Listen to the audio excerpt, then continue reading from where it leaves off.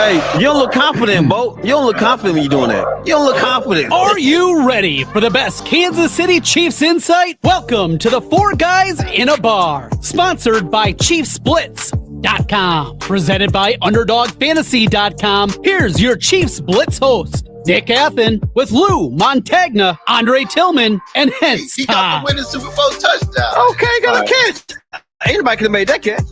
The Kansas City Chiefs select Josh Simmons, offensive tackle, Ohio State. You did it, man. Congratulations. Congratulations. Guys, y'all got it. Comment. Guys, y'all. I don't know what the trade details are. Hold on. Woo! They got Worthy. Xavier Worthy. Isn't that crazy? It's been 11 months since the Chiefs won the Super Bowl, and we're it's gone by so fast. Oh, it's time to piss straight off. Pull up a picture of 81. Let's do it. Let's do it. Here we go. Here we go. Rashad Smith. Rashad Smith. Let's go. There it is. The Chiefs have done their perfect draft. Dre's gone. I don't know where he's gone. Yo, welcome to the show. It's the Chiefs Blitz night. Breaking down the plays, keeping everything tight. From my homes to the defense, we can be the scoop. Real talk, real stats, we the ultimate troop. All righty, welcome to the next edition of Four Guys in a Bar. I'm your host, Nick Athen, back from my timeout on Monday, along with Mr. Hence Todd, Mr. Lou Montagna, and Andre Tillman. What's up, gents? Chillo. What's going on, guys? What's going on? It's just another day. A lot that we got to get into today. Lots. It's a lot. It's Wednesday. It's Wednesday. We got Chiefs who we don't see Kareem. Kareem said we get it. You know what I mean? The Chiefs are 2-3. I'm not sure when it counts. The Chiefs defense didn't show up, and Kareem said I'm not showing up. You know what I mean? But other than that, man, we got a lot to get into today. We got we threw out some questions out there. We got the mailbag. We got to pull some questions from quotes from Facebook, from and our X posts as well. Let everybody we can dig deep down into the mailbag today. And we got what are the masses telling us, Hensley? What's coming from the masses right now? I don't know. But hey, I guess we'll read them at some point. It's either Euphoria or the Grim Reaper. So we haven't we're gonna read them as we go. Proofread them. We're just gonna throw them up as is. All right. It is. So with that said, let's get right into the update, Nick.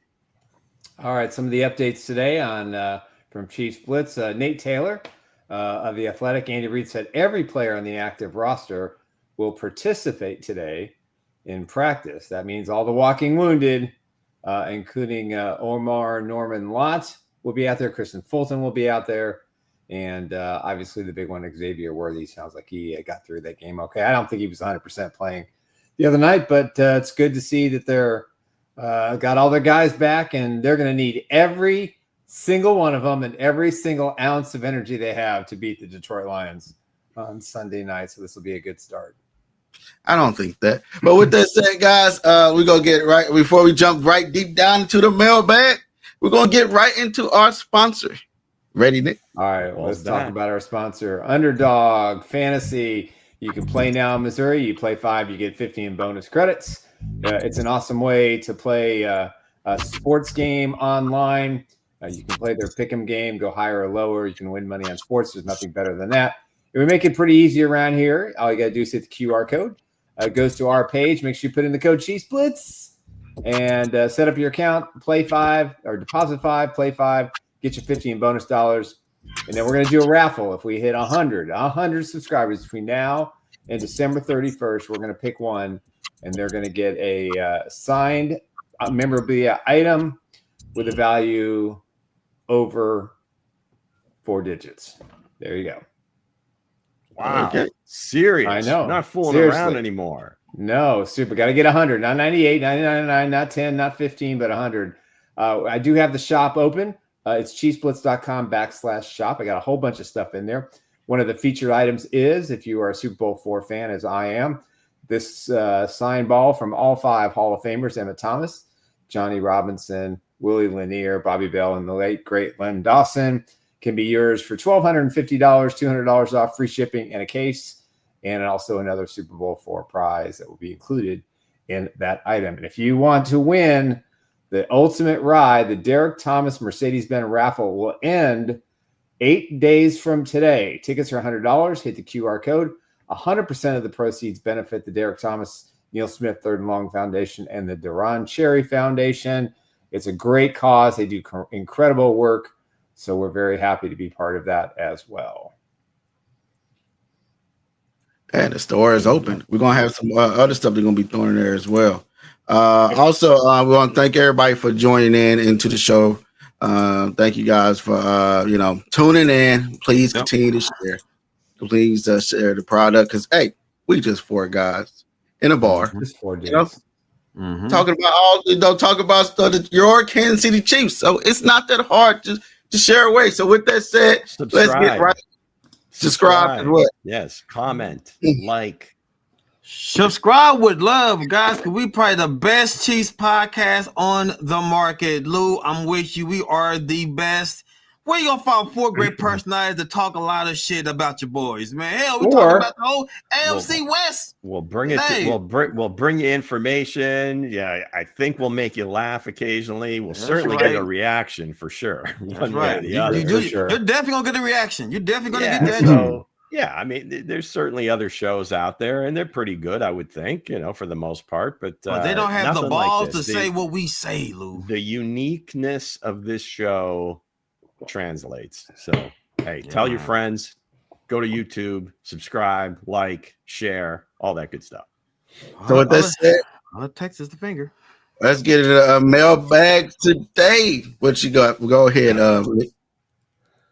John Harrison, long time listener, very long everything time. else. 13 penalties for 109. Going into the game, Jags had committed 38, the most in the league for 4 games, but they had 4. Seems odd to me. So not really a question here by John, just kind of putting it out there. Like, what's going on? Andy Reid certainly talked about it after the game. He was not very happy with that. He said it in a way that he wouldn't get fined, but fundamentals, he seemed pretty upset. Ken St. Clair, another longtime listener, player, commenter. So many mistakes. DBs have to make interceptions, especially easy ones. Defensive line is an ongoing problem season after season. Are we sure they need to be mentored by Tamba Hali? Ooh. So is he critical of Tamba here? It sounds like it does not seem to be helping. Ooh, that's tough. I mean, I think he's definitely working with George, right? I don't know who else it helped last year. I don't know who else he's working with. To me, the karate chops ain't getting it done, man. With FAU before his Blake Bams. Blake and I have been around for 15 years. Chiefs didn't lose, though, and Jags didn't even win either. Let's just tell it like it is. The game was won by the officials. Blake, we do not blame the officials on this show. We will continue to post your stuff, but come on now. They made sure Kansas City could not win. That's certainly a tank. Come on, give Blake a little bit more love. We're not blaming the refs. All right. So here's Beck. This seems like a fresh one. Going to be interesting to see how they dig themselves, or if they can dig themselves out of this hole. Maybe time to say, F it. Let's just go and to hell with what happened. Let's go to hell. Shit. Let's go back. Let's just go to hell, man. Bringing the gloom and doom right now. The Chiefs have the 10th pick in the draft. Mike Numerical, picking close to last in the draft for so many years is not sustainable. Perhaps off year will provide a refresh of better talent. So Mike's saying just bag it. Let's get a high draft pick. Man. I mean, okay. All right. Certainly another great take. Throw it in there early. Coach K, and I don't think it's Coach Krzyzewski. You win some, you learn some. Through it all, you have a choice to get better. Let it sting for the necessary time, then you focus forward. Wow, Spoken like Coach K. Yeah. That's the last one. Matthew Barker, or War Chief 6415, I would say that it's time to go back to how I coped with the Chiefs before Mahomes, where I went to the game thinking if we win, great, but I won't be surprised if we lose. Matthew or War Chief, that's not a good way to go through Shout out life. to the mailbag. It's honest. I would say maybe not to like set your expectations so low or so high, but just go in, enjoy the last game. time the Chiefs had a number one pick, though, gentlemen? It's time for the number one pick. But this just in, they still have Mahomes, so you don't have to do that. So, but listen though, y'all ain't got Super Bowl rings. Why not go after the number one pick? Why not? Yeah. I understand. I was reading some of the stuff that was that it was out there on X, spicy, and Facebook. I said we got to bring some more of this stuff on to the show. Yeah, hey, we are, we understand you guys. We all are fans of the Kansas City Chiefs, and we all it's a bar here. It's an atmosphere. Everybody's getting a chance to talk. So we give you a chance to talk. If you comment on something that Mango puts out there, or Nick or I, or Lou or Dre, somebody put out there, we're going to get it, and we're going to bring it on the show and show you some love. It may be some good love, or it may be some tough love if we don't agree. Tough love is the best love. Now, going back to the mailbag question about Tamba Ali, how do y'all guys feel about that one? I want to get y'all feedback on for that. Whatever, Spence. Well, first off, it's off-season work. He's not a coach. I don't think he's actively soliciting players. And this is a big part of, I think Joe Cullen is a pretty damn good defensive line coach. So if guys are I believe that Tamba has some things to teach. And if you are of a mind that he can help you, then certainly do that. I think he's helped George out tremendously. If there are other guys seeking that kind of help, that's great. But he's definitely not coaching them. Maybe he's just helping them with different types of hand movement, whether it be boxing, MMA skills, and just the fact that he was a pretty decent edge rusher himself in the league might be able to give him some insight. So I'm good with it. So Lou, basically what you're saying is Tamba Ali give you great intel about the game, right? He just give you a lot more knowledge about the position, right? So is this what you're referring to? It's like having just a personal coach away from the building. I know wrong with it. I just want to see results. I just want to see results, man. He's not necessarily teaching scheme or how you're going to rush with the whatever. I mean, it's just kind of personal skills. So that's right. Yeah. So yeah, I'm good with it. I mean, I think Tamba's done really good work with Karlaftis. He worked with FAU, but unfortunately he got injured. He's gone for the season. So, he probably coming back to the damn team either. Tamba would like to be a coach, and this is a good avenue for him to get there. So we'll see. With that said, let's get into this other one I've seen thrown out there. It said, go ahead, Lou. All right. So we're all about the numbers here. You all know that. You know how much I love the numbers. Highest yards per reception. Now, this actually is a good indicator of what the Chiefs are trying to accomplish. So here are the top 4 in the league right now. And right at the top is your and our Tyquan Thornton. I love you say yours. That's right. That's right. Now, my God, banging on the drums. Calvin Ridley at number 2. That's a little bit of a surprise here. Calvin's a really good player, but you haven't seen much of the downfield for him. But Ibuka is a rookie. Talked all about the Ohio State wide receivers, and then Ricky Pearsall, really UF guy from San Francisco 49ers, was shot last offseason, and remarkably, he's playing in the NFL again. So anyway, the takeaway is that Tyquan has given them what they're looking for as far as going downfield. That's been the mantra all off season. So I think they are. It's not where they want it to be yet, but it's certainly getting there, and taking those shots helps the entire offense. Right. Yeah. Lou, let me ask you this, Lou. What is stopping you from getting there? We gotta go.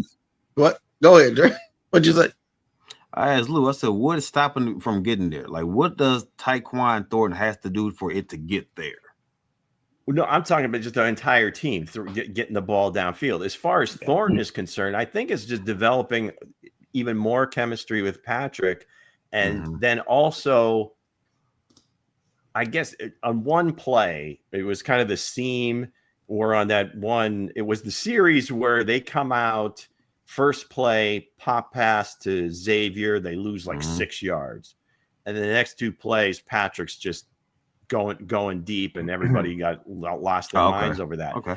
The one that was intended for Taekwon, again, in a perfect world, you would have liked to seen him fight for that ball a little bit more instead of kind of waiting for it. You're gonna get more detail in there, especially if it's a contested catch, right? I got you. That's where I think that's the next part of his evolution is the contested catch. Right. So with that said, what do you have for us today on Chiefs? Oh man, this is awesome. This is Chief Who, baby. You know why you tuned in. It is Wednesday. Competition going here, my friends. We've had 5 contests so far. Well, 1 contest, but 5 weeks. We've got Kareem, Weston, Demecchio, and John Harrison as winners. And we also have Coach Dre. He's not eligible for the prize, but Coach Dre, I want to give him a shout out. He did get one. Appreciate it. But this is probably the best participation in terms of people with right responses. So this is awesome. So for Kareem, Weston, Demecchio, John Harrison, I don't know if any of you are out there. Looks like Demecchio's in here, so you have a chance to take the lead. So without further ado, the greatest game on YouTube. Tell your friends. This is another reason why you subscribe to @Chiefs Blitz on YouTube. Here we go. This Chief is a Florida boy. Yes, he's a Florida boy. Clue number 2. He originally committed to the Gators.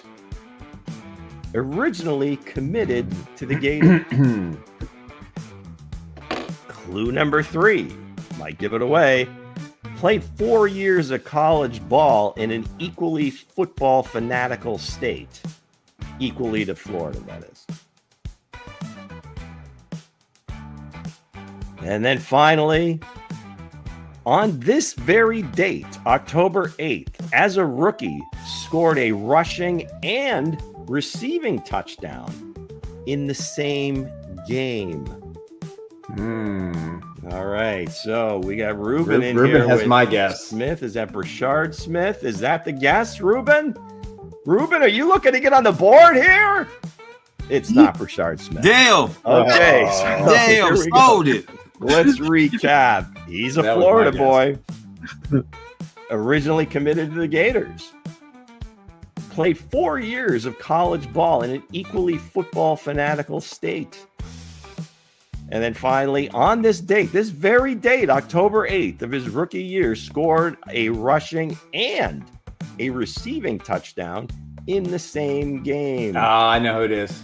Sorry, Ruben. I just get a little carried away. I like this game. Nick knows what it is. Tell me if you haven't heard that before. But we'll give these guys just a few more seconds. So it's one of those worthy Broncos tube. Not even a Chiefs fan coming in. It's not Xavier Worthy. But that's not bad. Robinson. Damn. Do we have a Robinson currently? This is a current. No. John can't take my answer.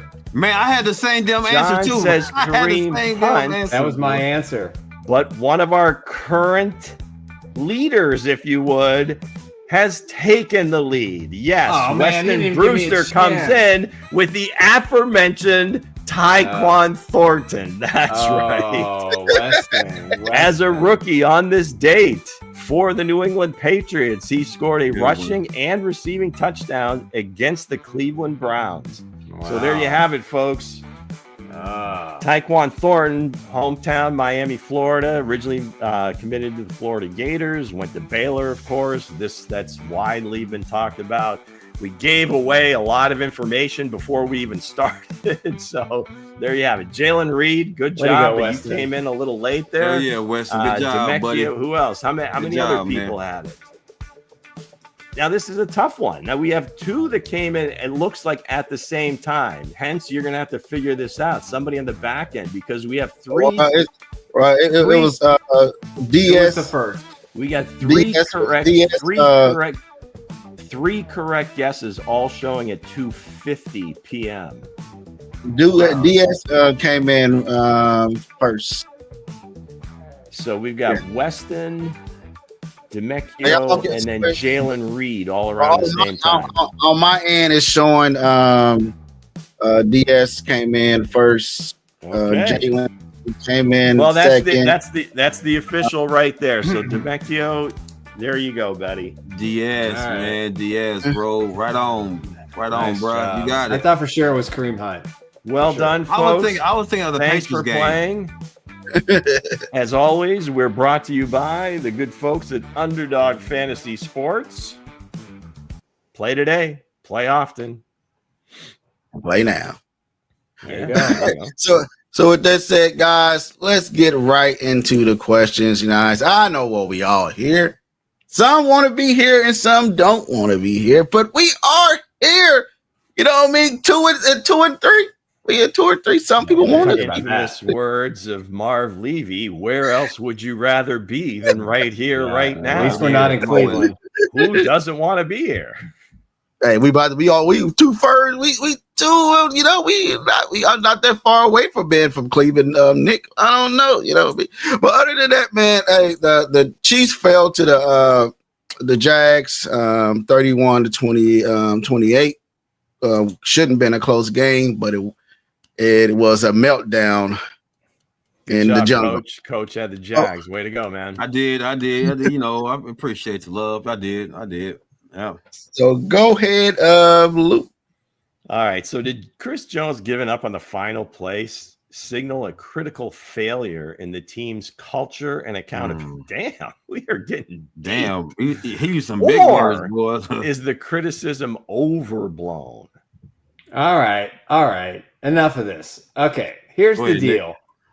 Hence and I talked about this, and they were in Chris's head. I can't wait to hear this. So listen, Chris Jones is a one-man guy on that defensive line. He has not had a whole lot of help from anybody else to this point. He takes on every double team. What does he do? He pushes the center back, steps on the foot of Trevor Lawrence. He goes down, and 3 Chiefs defenders all whiff on him, and they had him. So Chris Jones is getting all the blame, and I'm guilty. I had to look at this multiple times, and then I started to realize, and I talked to a couple of people who said he just thought that his guys were going to make the play because they were 3 of them were right there. And in retrospect, Andy Reid talked about this day, you got to go finish the play. You can't assume that he's down. And so there were a lot of failures in this thing. But I think Chris Jones is getting, a lot of criticism based on the image. But if you look at the totality of the play, you can see he thought the play was dead. And that's no excuse. Still got to go forward, land on top of him, stay on top of him until you're pulled off because they had no timeouts, no seconds left. But I'm telling you right now, until the Chiefs give Chris Jones more help, they're asking him to do the near impossible every game. And hence, you can look at me any way you want to, but you know it's true. Tillery hasn't done anything. Amenahue hasn't done anything. Karlaftis hasn't done anything. Hence, before you give your take, Galati's not ready. Nick, I got to ask you a question. Yes. You said you rewatched it a few times. Did you notice on the score bug right after the play that it showed there was a flag? Yes. On the play. Right. So that's what I wanted to clarify because everybody's talking about this no timeouts. The clock would have run. If there was a flag, the clock was going to stop. Yeah. Mm-hmm. So if there was a hold behind him, now I get it. You know, we'll get into it going forward. But I thought maybe I was the only one that saw that, or maybe it was a mistake, or maybe my eyes were playing tricks on me. But when they didn't mention it on, I don't know if they mentioned it on the broadcast, but I saw that in the scoreboard. Like, hell, if they were holding behind him, they were going to stop the clock anyway. The flag did not occur till he was on the move. So had they trampled on top of him there wouldn't have been a holding call because it was in the process of him getting up and coming around. That's when the hold was. But no, my point is, if the flag is thrown, the clock will stop once the play is over. Right, that's correct. Yes. Hensley. Well, my turn then. I think it's, he's gave up on the play. It shows up on the film. And be honest, he's still sitting in the stands. He is still sitting in the stands as we talk today. I love Chris Jones. I like the kid, but heck, 2 years straight, the guy haven't been showing up. He shows up in the playoffs, but hey, you can't be running around and say, hey, I'm sack nation and not getting sacks. You can't say I'm dominant and not been dominant. Aaron Donald, dominant. You know what I mean? Hey, who was that for the Cleveland Browns? Myles Garrett has 3 people on him, and he still finds a way to get to the quarterback. A.D. Hutchinson. So I don't want to hear that. Hey, Chris Jones is the only person out there that's getting double teamed, because there's a lot of guys in the NFL Who's getting double teamed. Who else on the Chiefs roster is getting double teamed? I'm talking about it's a lot of other guys. No. Other players on other teams. I'm not missing the point. I watch film. He's still sitting in the stands right now. He got his bag and still sitting in the stands. So this game here, since he was sitting in the stands, I want to see him. So, I want to see him come out from the stands when it gets to the Detroit Lions. Hence, I have a question for you first. I object because in my thinking, you took a lot of time to write this. We have with a question mark at the end, but you say, does it signal a critical failure in the team's culture? Yeah. So you're talking about Chris Jones specifically, but is this a failure in the team's culture? I mean, is that the point you're making? It is. Yeah, it's a failure. It's team wide. It's not just Chris Jones. He's the leader, right? Drew Trinko had to get in his butt against the Chargers, right? He's the leader. And then if you're the leader on the field, you don't give up on the play. You don't expect the other guys to route it. You show that you routed him there too. Them guys are tired too. So hey, you got to get to the ball as well. So again, my question remains the same. You're pointing to Chris Jones, but you're saying, is it spilling over to other guys? I mean, do you see other people quitting on plays? If you're the leader, I hear that, and let's forget about him right now. Yeah. But we're talking about the team. Do you feel that attitude, if it is an attitude, it was just one play, but do you feel like that has spilled into the team? Because I think that's where the question goes here is to, is it just kind of like this pervasive thing that's hit the rest of the team? I feel like it has spilled over into the team. Okay. They let their true leader walk in Justin Reed. They let their true leader in the locker room walk. I'm just being serious. I wear my Chiefs colors proud, but I got to be a realist. I can't sit there and say, you know what I mean? I'm going to say what people ain't going to say. That's why I wrote the article the way I wrote it. You know what I mean? It's got to be said. It's got to be said. I agree with that. I don't know how much difference he makes in that particular game, but I think just overall they do miss him. I'm gonna say on my take, I agree. I know everybody like making a big deal. I was too, but me looking at the film and whatnot, yeah, Chris Jones was getting double team, right? I get that, right? And like I tell everybody else, this game is the games are won in the trenches, ladies and gentlemen. Hey, Lou, we talking about being nasty, right? The Chiefs was not being nasty in the trenches. Guys and Tilly ain't getting no pressure. George here and there, man. Chris Jones get double team. Now, Nick. This is Chris Jones. This is y'all guy. He's the shark. He's the energy guy. Where's the pressure, Chris? Where's the sacks? The last 4 or 5 games, you been the goddamn no-show. Now, the question is, does it translate to the culture of the Chiefs? I don't know, because right now the Chiefs are playing good defense, guys. They're playing good defense, right? But the pressure, the sacks, the fear on that line is not there no more. And Chris Jones has been crying on the sidelines. He's been crying middle games. We like what he said right there.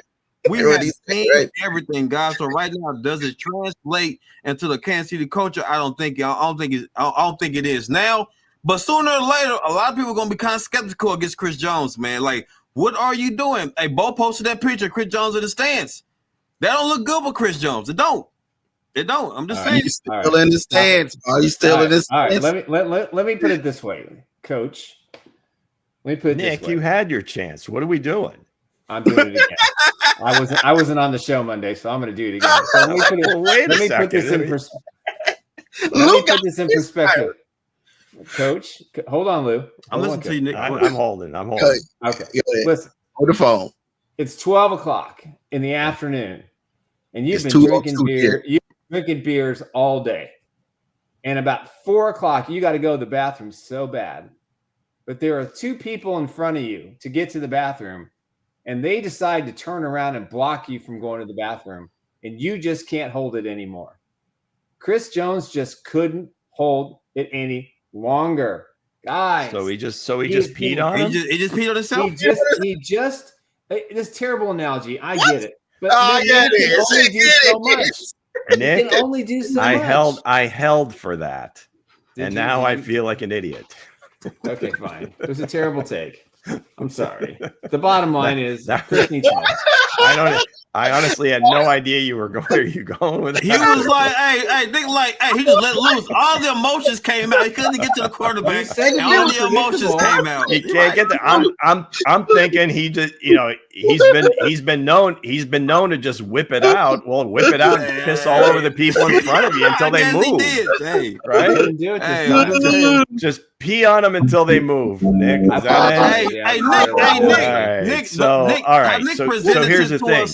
I was like, okay, you going somewhere. I think the criticism is valid that he's getting. Now, it's maybe a little overblown, maybe a little. Yeah. But as, who was it, Stanley or whatever, somebody had put up, you play to the whistle. But every defensive coach ever, since you started playing football, says you always run to the ball until the referee blows it. Then until the play is stopped. I mean, you just run to the ball. One thing I did notice was that it really did look like Drew was going to make the play, but Tillery tried to tackle. Tillery knocked him off the ball, and he knocked Drew out, and then Tillery missed the tackle. That was the best block of the game. I don't think it's necessarily spilling over into the team, right?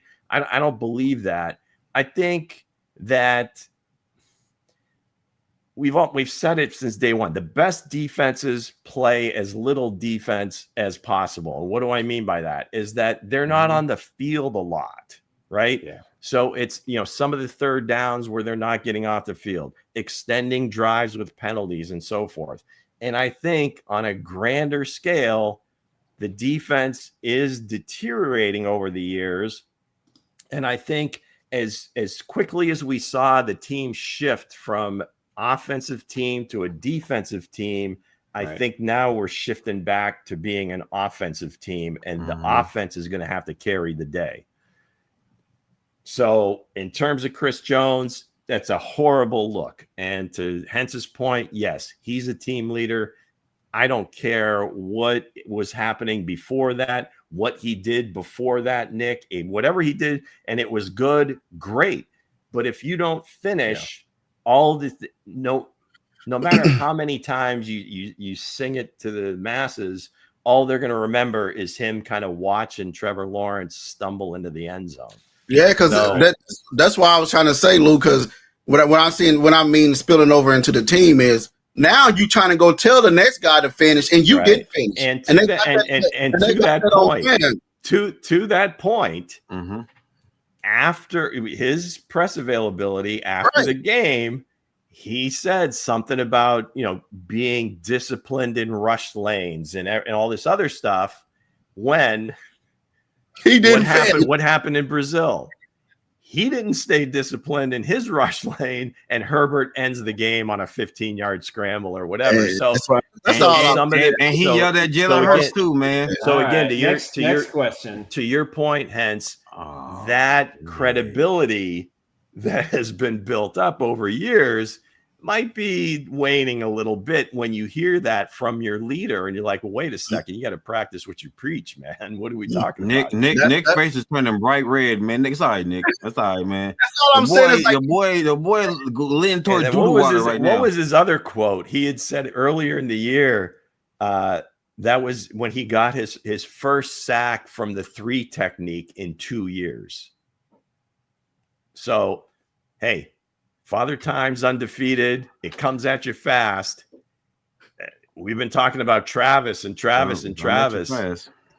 those double teams, all that stuff. Hey, it wears on you, man. You're trying to beat you up now. I hope I'm not correct, because he's kind of the best defensive lineman we have right now. So hopefully this is an outlier. But I think it was worth going overboard on this. Because it was out there. It's kind of the last image you have of the team is that film don't lie, gentlemen. Film don't lie. Social media don't lie. Here's the leader of our defense, and he's kind of watching the play, and it's like, what walking to the sideline, then snapping at everybody else and shit. All right, John, I don't know. Get over this question. The image of him, Chris Jones anymore. The image of him with the what's the Microsoft product? What's that thing called? It's not an iPad. What's it called? The Microsoft the tablet. Well, whatever they're called.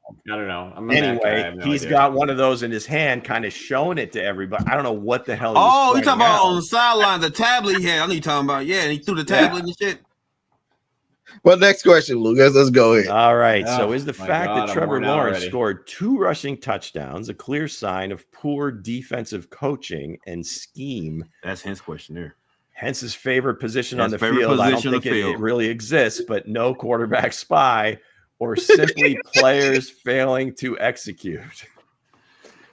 Okay. Let's look at this logically. The first touchdown run, Nick Bolton blitzed, but he took he took the running back away, and it was a big hole. Had he gone the other direction and gone on the outside of the running back to his right, Trevor Lawrence doesn't score. On the second one, and even on that play, I think there was a holding penalty too that was not called a push in the back. On the second one, we've dissected that play to death. So I don't see anywhere in the question where we ask for excuses, Nick. I think the defensive coaching staff, man, I'm away for one day, and this is the abuse I get. This is the energy, man. There's a quote from one of my favorite Al Pacino movies when the guy's about to get taken out, and it begins with F, and it ends with, and it has another word begins with Y. Listen, guys, which movie, Nick? Come on. Which movie? Yeah. I don't know that one. Lou always gotta be the asshole. He gonna say, "Which movie was that?" Elf, and ends with a what? Now, I'll probably remember the scene. Yeah. It is what it is. So, I don't know what that is. No.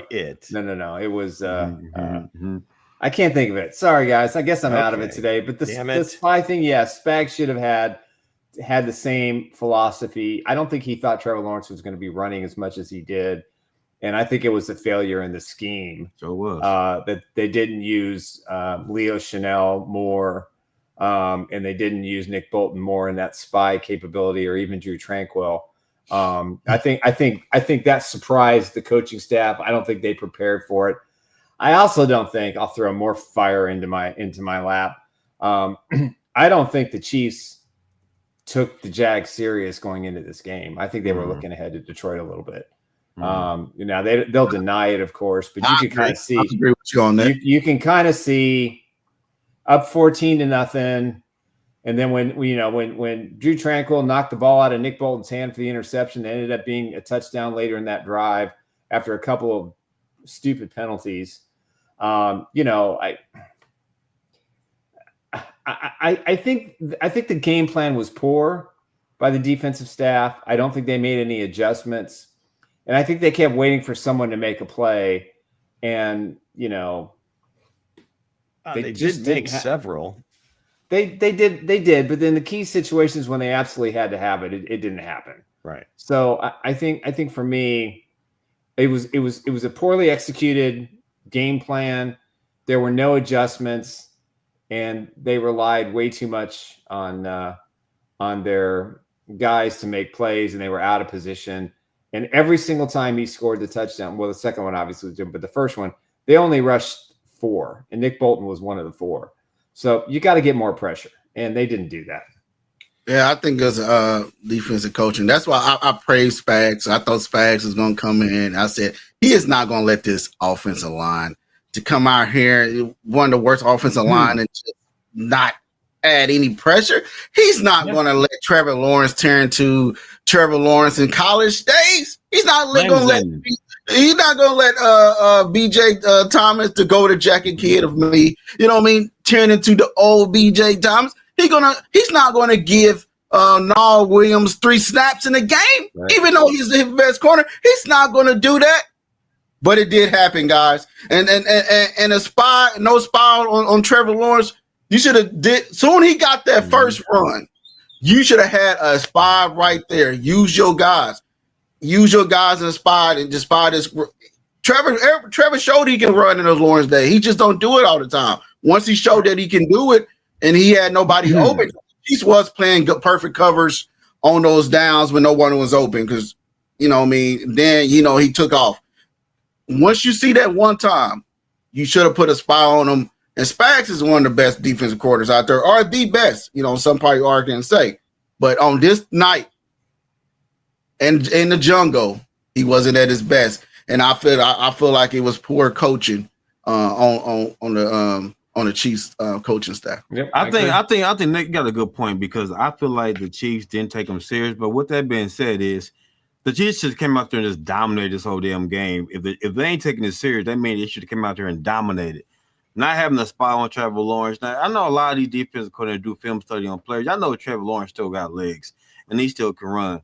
And to me, besides Lamar Jackson, every time the Chiefs play a quarterback that is capable to run, use their legs, besides Lamar Jackson, they get killed every time. I mean, come on, it comes down to film study, guys. It comes down to real film study, guys. Yeah, it was on Spags this time. Spags knew that. Not saying that he didn't play. The defense wasn't good. Defense was great. It was good defense, but in key moments, he should have put a spy out there. So again, it comes down to execution. And I feel like Spags had a hiccup in this game. He had a hiccup. Big hiccup.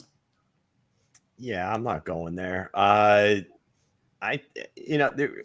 On some plays he did have kind of like the delayed rush with Leo, with Nick Bolton. It wasn't as pronounced as it was with Lamar, because obviously, just Lamar is a much more dynamic athlete. Now, obviously, Trevor can get out there and do his thing, and obviously he showed that.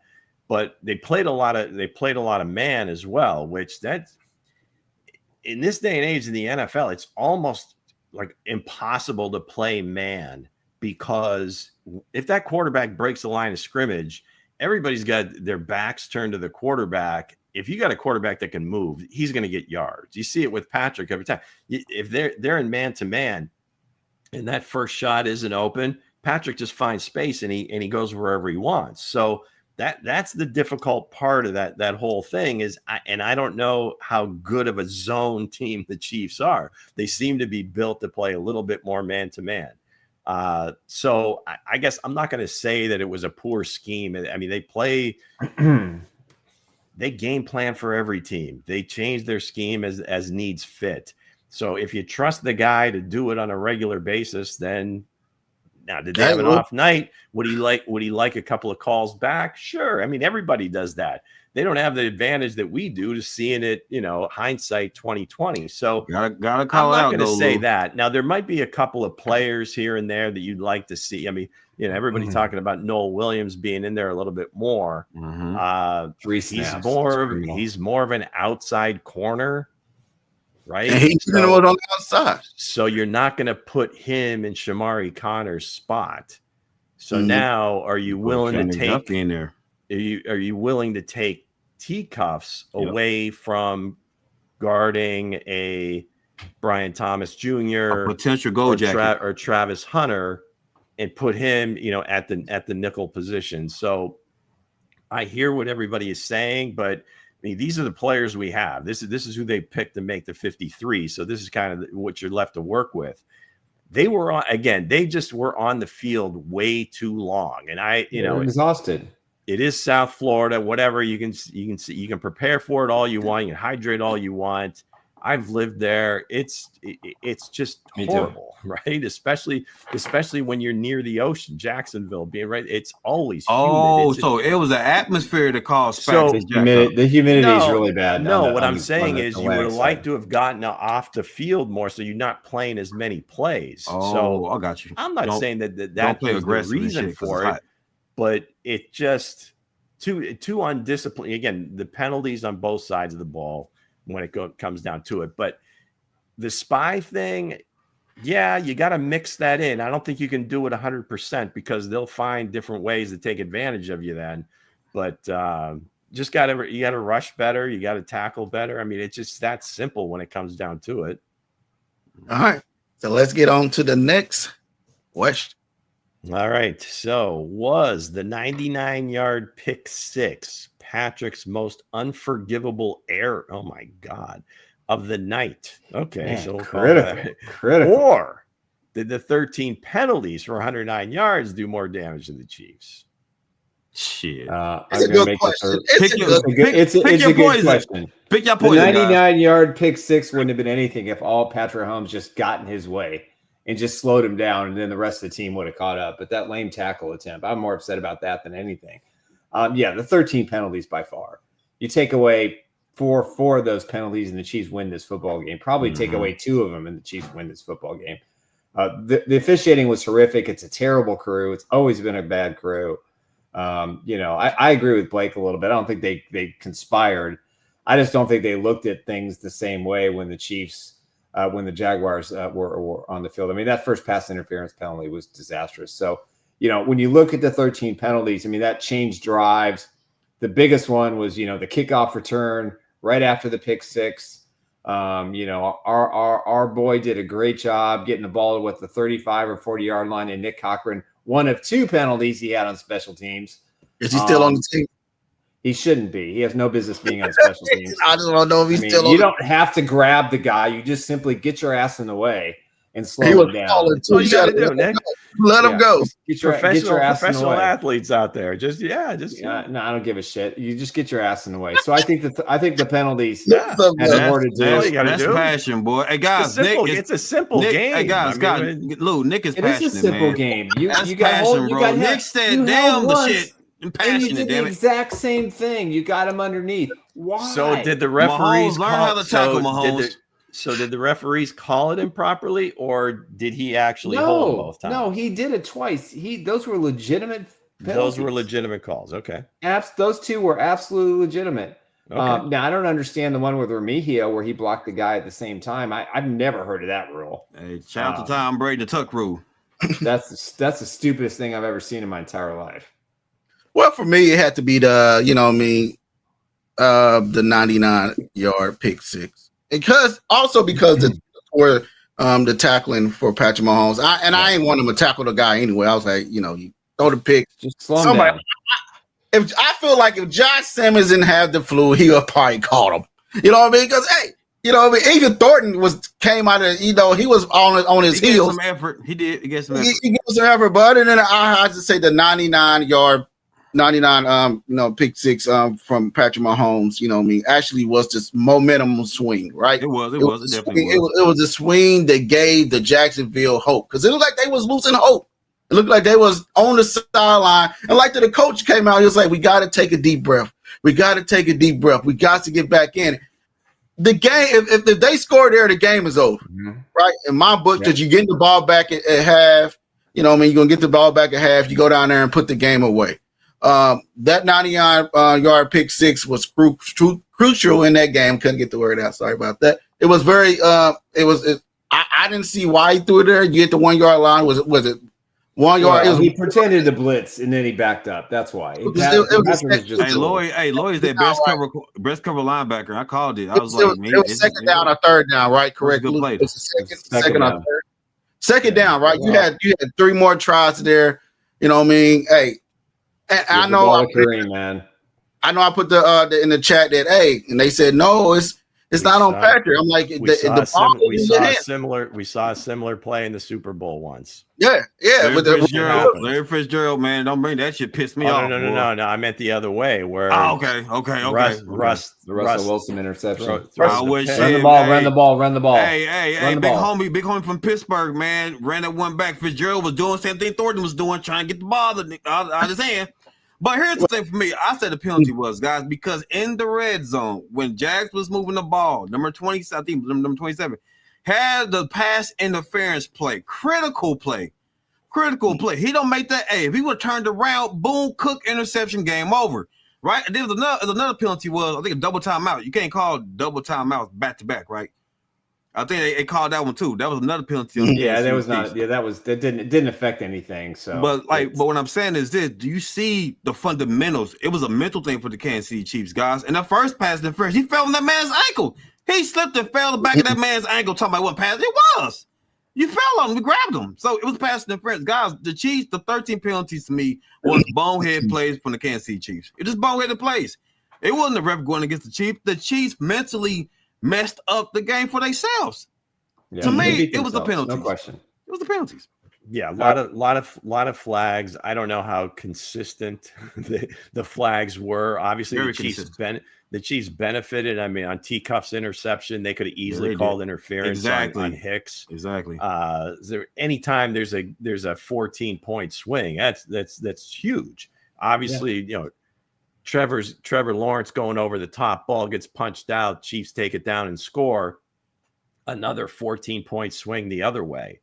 Now, if I'm piecing this together based on what Patrick's explanation was and some of the defensive guys, was he checked to that play, right? Mm-hmm. They were showing 0 in all the film study they did when they bring that look that Lloyd is coming. He checked to the play, Juju, easy touchdown. I mean, they're just perfect. Right. They had never, in all the film study, they hadn't seen Lloyd drop. So he checks to the play, he thinks he's got the perfect play. I mean, there's no way are you going to be able to see everything in front of you, right? In time. Now, again, it's an interception, it's on him, whatever, but they got him. I mean, just plain and simple, they got him. Juju was wide open. He checked to the exact right play. The defense adjusted prior. I mean, obviously they had called that. They knew that he knew what they were going to do. So they faked that blitz and they got him. So as far as he did try to tackle the guy. I mean, I don't know how, what else he could have done. You can't keep giving Mahomes. There were other guys, but yeah, so it's hard to quantify because the penalties may have cost them more points than that 14-point turnaround. So bottom line is, Kareem, you be all right. They made the plays. You get in enough one-score games, you're going to start to lose them. We had an entire almost 2 years in a row of one-score games where the Chiefs made the plays at the end to win it. Right. That catches up with you. There's no way you're going to continue to do that. But this game wasn't that. This was you let them back into the game. You blew a 14-point lead. Right. But once that happens, you have to keep playing. So now it's a close game. You have to make the plays to win that game. And they did. The offense goes down, scores 28-24. All we got to do is stop them. Game over. And the defense just couldn't get it done. Yep. All right. Shout out to Noah Williams, man. Next question. All right. Why did the play calling immediately ignore the hot hand of Tyquan Thornton in the fourth quarter? Is Andy Reid or Mahomes too stubborn to trust a new threat? I don't know. We're gonna have a conversation about these questions. I mean, that was a serious personal question. There's no stubbornness here. Listen, they've featured Thornton in every single game they played this year. Sometimes they've hit him and sometimes they haven't. And he's made big plays or had the opportunity to make big plays in every single game. He's their top threat right now. He's number one. He's their top threat. So don't tell me that they're ignoring a hot hand. They were double. Did you realize that they were double teaming him? Did you realize that? I watched all 22 films, sir. No. He was double teamed numerous times. Ding, ding. I watched all 22. Y'all do about the battle. Go ahead. Take it. I watched I'm just saying. I must have done a fast forward. That's like the no, I watched it. That's like the hence like Barney Fife pulling out the badge. I watched the all 22. I got this all 22 card. I got it, Nick. I'm just saying. I got my ticket in the front row. Drake called me ECB. I was watching the all 22. He definitely was. But again, Thornton, I think, he had, it's no excuse if you look at the stats of that game, he was averaging 20 yards per catch. He had five targets, three receptions. He had 5 targets, Nick, 3 receptions, and he was averaging 20 yards per game. Why would you go away from that? They're not going away from him. They did go away from that. I watched all 22 film, sir. I'm trying to tell you. So when y'all battle, is my take gonna come right after the battle, or what is it, man? Do you believe Patrick is icing him out? No, I had to throw Pat. I couldn't just throw it all on any read. I had to put him on. Well, no, that's what I'm saying. You said you watched the all 22. You sound like he's open all the time. They're just not throwing him the ball. So, if you look at it, the quote we just put up here earlier that he lead in explosive plays, right? And he got average per catch with a minimum of 25 attempts. Yes. We have to do anything positive today. Yeah, I'm just saying this is we break it down again. I think we're in the confessional right now. We're on the reality show in the room that just has a single camera, and we're gonna spill on everybody. We lost. We have to blame whoever has the blame. We're gonna blame There's no way they got beat. There's no way that they were better than us. Shout out to the we gotta have somebody to blame. People leaving, getting their feelings leaving. This is depressing. Well, guys, welcome to the NFL, guys. It's gonna be like this. My team lost. The way my Cardinals lost, man, I should be depressed. But I'm not, because it's football. It is what it is. But here's the thing. Thornton, to me, has been playing lights out for the Kansas City Chiefs. And Worthy went out. Thornton been playing lights out, guys. You know what I'm saying? He's been open on multiple times. He's been open. Now, we can credit Patrick Mahomes overthrowing this cat. I get that. But to his credit, when you got the hot hand and he's hot and he's cooking right now, let the man continue to cook, man. If he's cooking, let him cook. But I'm not saying force the ball to Thornton all the damn time because everybody else got to eat. But if you got the opportunity and he's hot and he's wide open, man, let that man eat. There's nobody stopping him. Feed him the rock, though. But, again, this is the Chiefs offense. Everybody going to have some touches. It's going to be spread around. And Mahomes did a great job last night. He did a great job last night because everybody was getting active on offense. So everybody was doing good. But to the credit, I said, yeah, Thornton was balling. I'm just saying, he was balling. I'm just saying. Yeah, Tyquan's been, as productive as he's been in his NFL career. But if you go back and see the plays that he made, I think all 3 were just broken plays. Yep. They weren't, it wasn't like, he ran this particular route, beat this guy, and bang. The long one was, Patrick had a ton of time. Then he scrambled out to the right. The defense got all discombobulated. And Thornton, actually, you look at it, he almost kind of quit on the play. And Patrick kind of threw him open into the open zone. So, to sit here and say that Patrick is purposely not throwing in the ball when he's wide open is a little disingenuous. I mean, I don't care what anybody says. You can say what you want about Patrick or whatever. If somebody's open, he'll throw them the ball. I mean, that's kind of what he does. Nick, so Lou, you said disingenuous. Nick, we just saying, my bad, Nick. Lou, we just saying, if the man's hot and he's sizzling, throw him the ball. Because if Kelsey was hot, they'll throw Kelsey the goddamn ball with 50 to 20 times when he's cooking. We just said if he's hot. He wasn't. I mean, it's not like he's making individual efforts and whatever, and he's like this great receiver. He made some big plays on broken plays, right?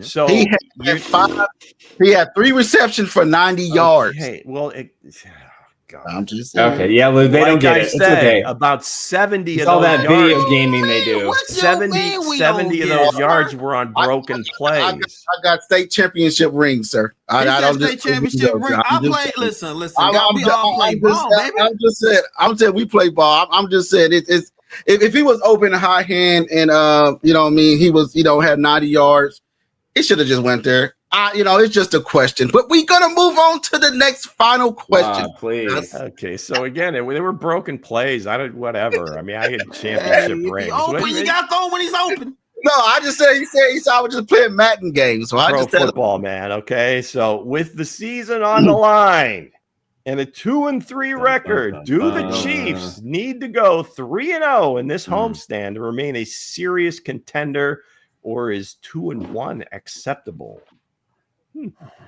Well, I think after this week they'll be 2-4, so I think 2-1 is probably going to be acceptable. I have no faith. Wow. What happened, Nick? I think 2-1 is acceptable. Mark this down. When we get the score predictions, I want to see it reflected. It will be on there. I don't want to see the rubber stamp Chiefs. I'm not going to be on the show Friday. It's my son's birthday, so I have something going on. But I will tell you right now, I'm picking the Lions to upset the Chiefs, and here's why. Here's why. Here we go. Okay, I think the pressure on the Chiefs to win this football game is at the highest level they've had for a regular season game in quite a while, in my opinion. So, okay. Well played. Well played.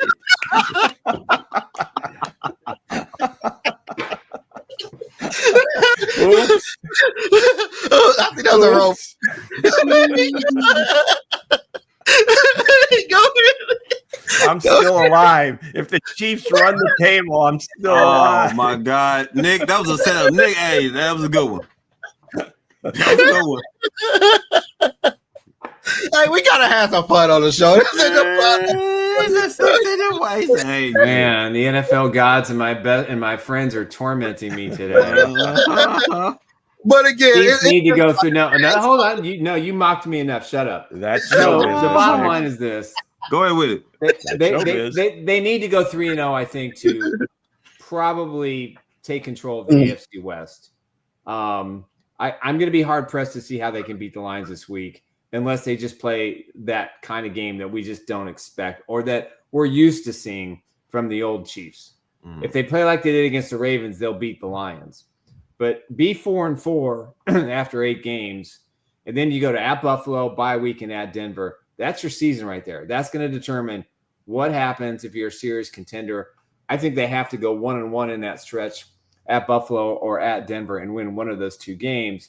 If they go 3-0, it gives them a little room. But, all of a sudden the Chiefs have, they're gripping. They're not executing. They're not playing well. I think the offense, honestly, is going to get better with Rashee Rice. Exactly. It's going to get better because that offensive line is good. It is. They had nearly 500 yards, and they did. It's the defense. It's the defense that's good. Shout out to Thornton.